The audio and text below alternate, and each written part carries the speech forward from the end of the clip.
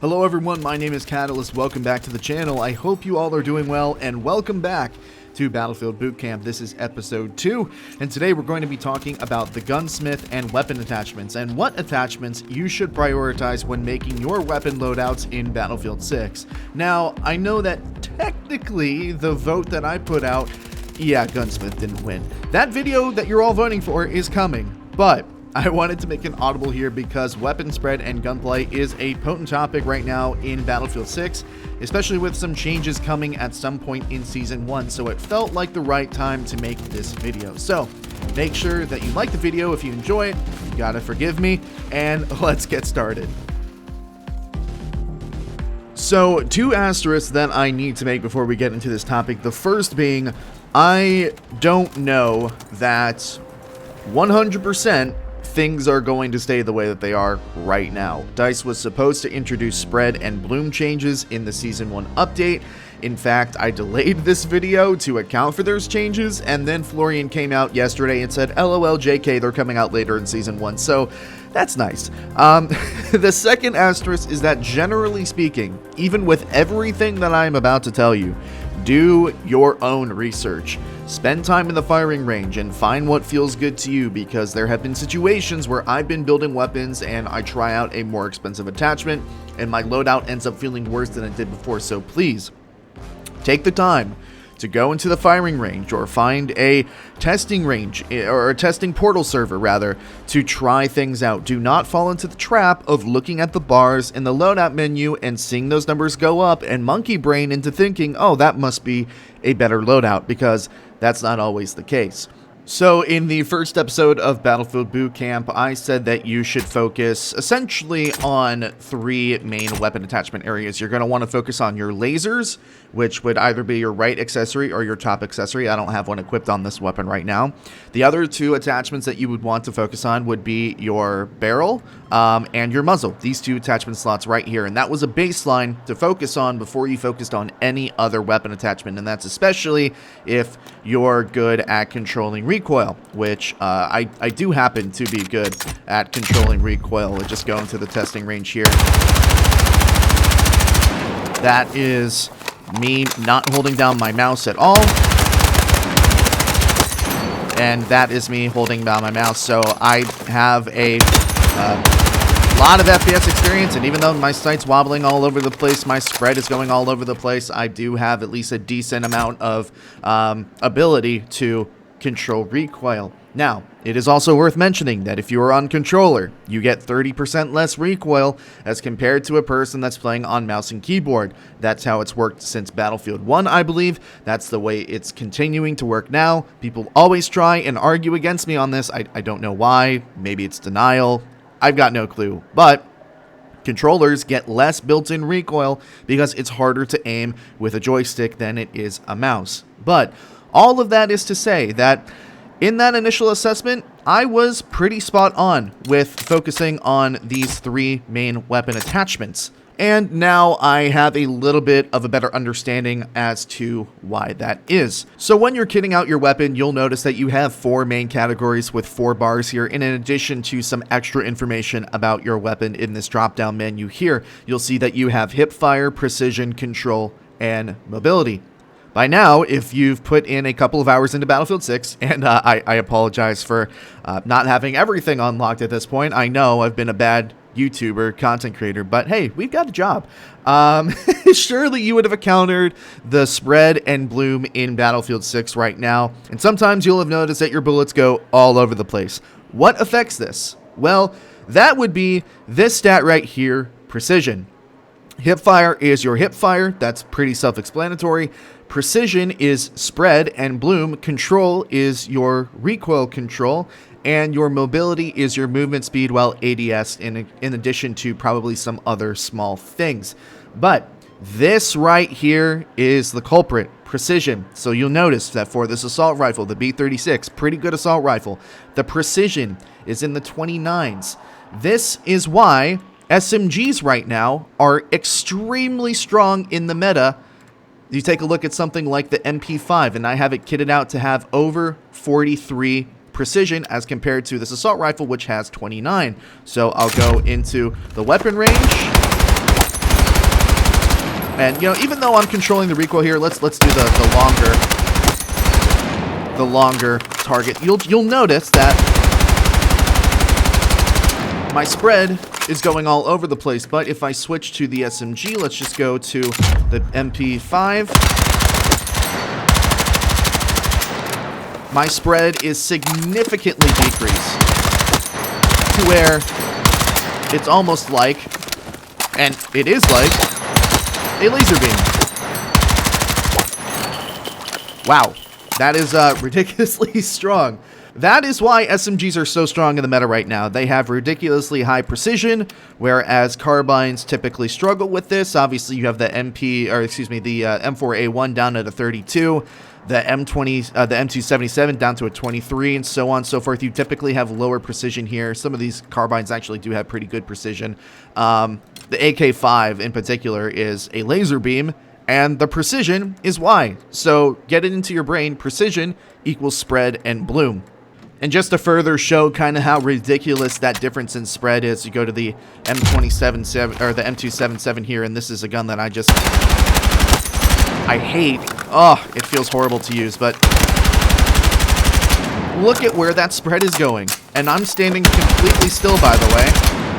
So precision equals spread and bloom. And obviously, you can see the huge visible difference. Now, this also plays into burst firing and tap firing, and it's why, with addition to spread not resetting correctly and maybe some other small bugs that should be fixed in this patch update that they've been promising, it's why some guns still feel awful to use even with being diligent in burst firing. So you could take a weapon like the Core here, who has pretty good precision, at least with the way that I have it modified and set up. And I'm going to tap fire here. Tap firing, continuing to tap fire on these targets. It's why tap firing feels better on some weapons than others. It feels good to burst, and you can get a lot of long-range kills, even while strafing.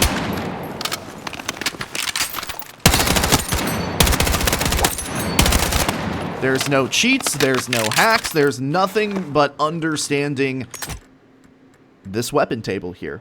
So my advice would be that if you struggle with things like playing to certain engagement distances, like maybe you love running SMGs, but you really struggle to sit in that short range window, which doesn't really matter because they're freaking overpowered, but nonetheless, I would highly suggest to you that you try to get the precision to as close to 40 as possible without making your weapon feel like complete ass to use and completely compromising your mobility and the overall composition of the weapon. I do think that having decent ADS movement speed in this game is important.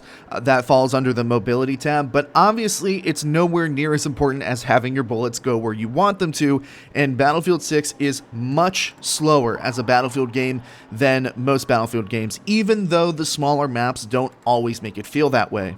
And of course, it goes without saying, but this is really meant to be a baseline. This is meant to be a baseline as to how you're going to want to build your weapons. It's not always going to be universally like this. It's not always going into the practice range or the firing range and saying, okay, what is this weapon's precision? How can I make it as accurate as possible? That's just not always going to work. And obviously, these are not specific builds. I'm not telling you that you need to build around precision every single time. Again, I highly encourage that you spend time right here in the firing range and experiment, especially because there are some situations where you'll want to play to that weapon's strengths. Let's see, the M4A1 here, starter carbine, really good weapon in the game. But even with trying to build around precision, you only get to the low 30s for the stat bar because that's not really the strength of the gun. It's an up-close, high rate of fire weapon that has good hip fire. And even with all of these attachments, it's still on the more tedious side when you go into the testing range and want to try to tap fire it. That is not a tremendous amount more difficult than tap firing something like the Core, but you can see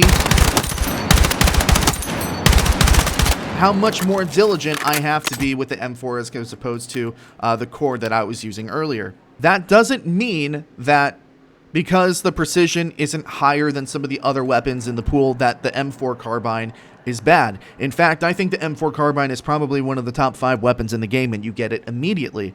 But there is no point putting square pegs and round holes and completely butchering this weapon in order to achieve stats on the stat bar and making sure that the bars are all green or all pushing upward. That's why I said at the beginning, the asterisk about understanding that we're trying to achieve specific results when making these weapons, but not getting completely in love with monkey braining and making sure, ooh, numbers go up, that means good.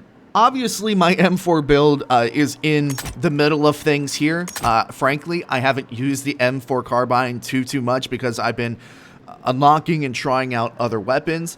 But if I would build this now, I would probably lean more into the hipfire and fast ADS speed and build around that, and then tinker with the gun to make the gun feel just a little bit better in those long-range gunfights.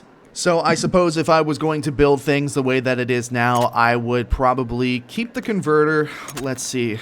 The bullet velocity is fine, but this is going to be a shorter range weapon, so we're not going to need it as much. The mobility, I think the short barrel is going to be better here because it's going to give us better hip fire. I think that light is going to be too expensive, and we still have 10 points here, so I'm going to put on the laser sight for something that we're going to cover later in the video. But this is probably how I would build my M4. Now, feels like much more of a laser beam, even with, and this is even without the extended barrel. You don't need that extra bullet velocity on a gun like this that's already going to be more of a short-range beamy monster. So building around precision is one baseline way of looking at things. The other baseline way of looking at things is building around using a suppressor. Now, suppressors are extremely strong in Battlefield 6. They keep you off the map, obviously, but if you are playing Battlefield 6 directly after playing Battlefield 2042, there is one key difference here, and that's that suppressors in Battlefield 6 do not affect your bullet velocity. We pull down the drop-down menu here, hover over the suppressor. The muzzle velocity doesn't change between switching between the converter and the suppressor. The stats that are changed, however, by using the suppressor are your hip fire, just a little bit of spread, but you do get a little bit more recoil control. And frankly, this hip fire penalty can be negated by using some other attachments that we'll talk about later in this video. So when you are firing your weapon in Battlefield 6, you're not only being marked on the minimap, but you are also being marked with a red dot over your head while you are firing as far as 75 meters, I believe, using a flash hider, which is going to be the stock muzzle attachment on pretty much every weapon that you unlock in Battlefield 6. That reduces the spotting from 75 to 30 meters, and a suppressor reduces that to 15 meters. So basically from, hold on, let's go into the testing range real quick. So basically where this guy, or excuse me, this line is right here, that's where you are off the mini-map if you are using a flash hider. So 30 meters and beyond, and then obviously 15 meters here and beyond is where you're going to be off the minimap if you're using a suppressor. So with that all being said, I would say unless you are really strapped for points, and honestly, not even strapped for points. I mean, I would use the converter and the brake over the flash hider pretty much every single time. I basically never use the flash hider. I don't think it's worth it. Typically, engagement distances in Battlefield are anywhere from 20 to 35 meters, and obviously the flash hider doesn't cover ranges beyond 30 meters, so you're not even getting covered in the most common engagement distances in the game. If you can't afford the suppressor when you are building your kit, just bite the bullet and put on a brake or a compensator, since they're equal value, so that your gun will feel better to control and you'll have a better opportunity to kill the enemies that are shooting at you, rather than, you know, sacrificing all of that just to have the chance of appearing off the minimap by using the flash hider. But if you can afford the suppressor and want to build around it, it is a very strong option, and for some of you this will fit your playstyle and your preferences more than just having better spread. If you are using a gun that already has good precision, let's go back to the core real quickly. Where is it? Here's the core. If you want to try and use it for a weapon that already has good precision, here, you'll have to excuse me while I work around this a little bit. There we go. Ooh, a new suppressor, actually. You can you can build around the suppressor here as well.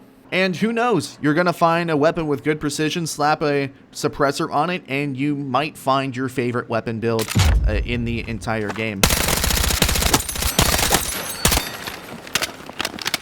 Not a huge fan of how this recoil kind of goes more vertically to the side. I think that's because I had to change my grip to make this work, but I mean, this honestly feels pretty good, to be honest with you. If I needed to run a suppressor, a little bit iffy on the spread. You can tell that the spread isn't quite there, especially because the recoil is definitely more horizontal than it is vertical with the changes in the kit. But obviously the benefits that come in with running suppressor would be pretty good here. Past those two things, I think that hipfire is probably the strongest that it has been in any Battlefield game in quite a long time, and especially because it is so cheap in terms of attachment points. So, go over to the SMG here. I think we're going to use the MP5 for this example. It is so cheap in terms of attachment points in Battlefield 6. It's worth running a laser on your weapon pretty much every single time. In my opinion, I think there is no excuse to not running a laser sight unless you're just really bad at controlling recoil and you need some of those more expensive foregrips, or you're really in need of an extended mag, or you really are heaven set on using the hollow point ammunition. You should be running a laser of some capacity on every single weapon build in Battlefield 6.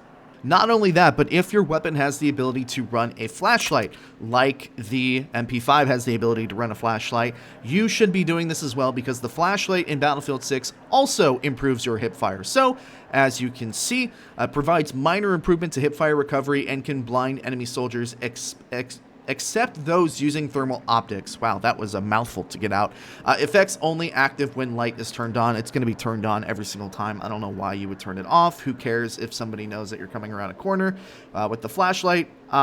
But if we want to go back to the M4 carbine for a second, just to take a look at another gun that has extremely high hip fire, the difference between running a suppressor and a laser compensator, you see you can get up to 71 with the hip fire on the compensator. In addition to that, you can also put on the light. That puts it up to 77. That is extremely high hip fire for what is essentially a carbine. It's a carbine. We talked earlier about that difference between the suppressor and the converter. If we kind of construct this a little bit here, obviously, even with the suppressor, you got your light, you got your green laser, and the suppressor, your hip fire is still in the upper 60s. Running a good laser light combo can make up that difference of using a suppressor considerably. The negative effects of running a suppressor, I should say. You can still get hip fire up into the 50s, even the high 60s, even higher if you choose not to run the suppressor. It is seriously a viable strategy. And I mean, just going into... Oop, wait, hold on. Do we have the short barrel here too? We do have the short barrel. So obviously you can tell...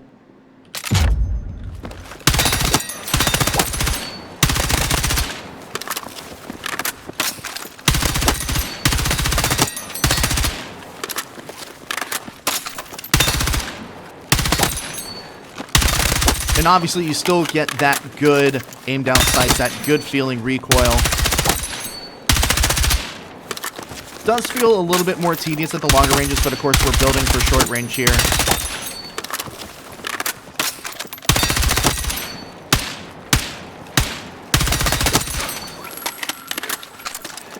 Now, the last thing that I do want to discuss with you all is magazines and ammunition type.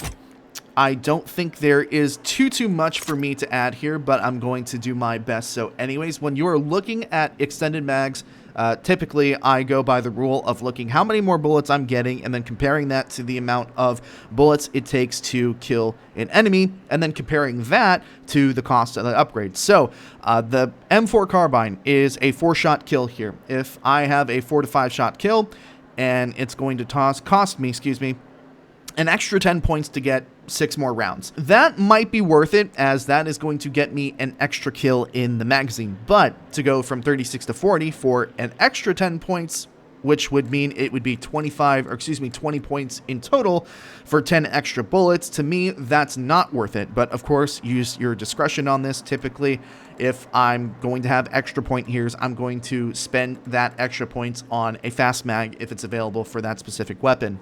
I also tend to completely disregard the ammo type. Unless I have some extra points lying around, I think standard ammo is fine, and using points on ammo types that you will only really notice or find useful in extremely niche situations, I think that's the wrong way to go about it. It's really annoying, for example, that your bullets do not pen through enemies naturally, and you have to use the tungsten core ammo type in order to penetrate multiple targets. But how many times are you actually going to be in a position where you're on a flank and you need to kill two people that are standing directly on top of each other? It doesn't happen too often, and especially if you're behind them, you're probably going to kill them anyways.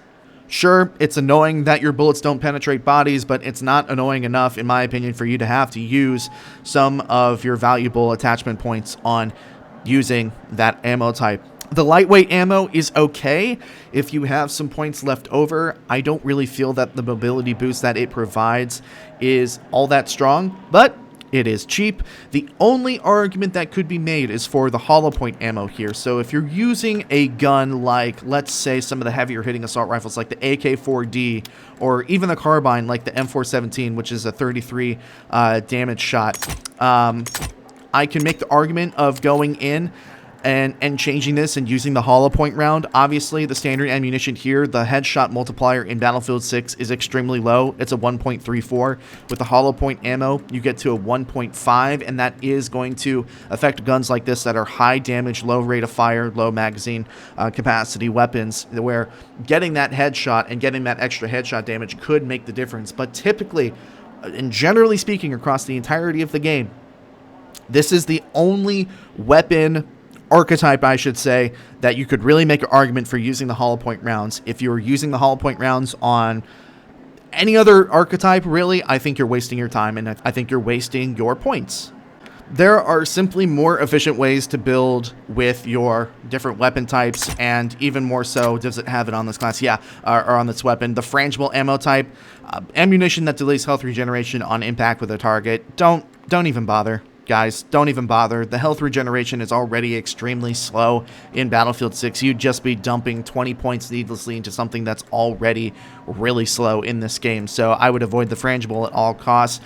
And that should cover everything with this video. Apologies for it being a bit of a longer video. I probably could have made it a little bit more concise if I did a recorded commentary as opposed to trying to do it live. But nonetheless, I hope that you found this information useful. I hope that you enjoyed the video. If you did find this information useful and you did enjoy the video, make sure that you drop a like on the video. If you're new to the channel, subscribe for more Battlefield 6 content. Thank you all so much for watching. Next episode of Battlefield Bootcamp should be the one that you guys have been waiting for. It's the video where I talk over my gameplay, explain what I'm thinking in the moment. That's going to be coming hopefully this weekend or at the beginning of next week, so stay tuned for that. Thank you all once again for watching. My name is Catalyst, and I will see you all another time.